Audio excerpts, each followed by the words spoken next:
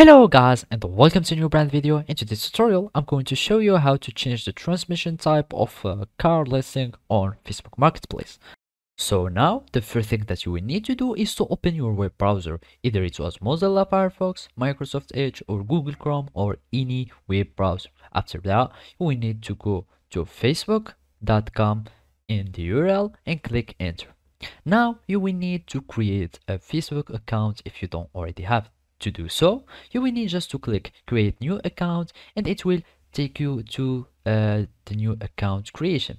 So basically all you need to do is to fill in all this information and then you will click on sign up. After that, you will have your Facebook account that will be created successfully. Then all you need to do is to go again to facebook.com and then you will add your account, or you are going to log in to your account. So basically you click on login after you fill in your email and password and it will take you to your account. And now the last thing to do is to go to the marketplace, and now all it remains to do again is to follow these simple steps. And now after that you access the marketplace on Facebook, you will need to go to the selling portal.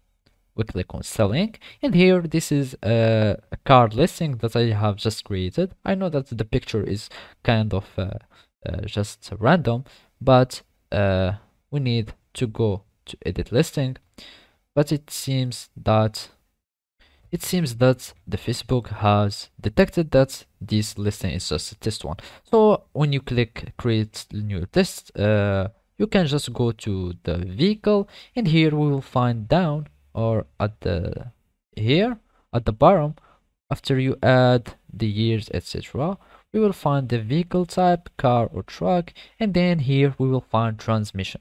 So basically you will need just to click on manual transmission or automatic transmission, and then you will need just to update, click on updates or on create the listing.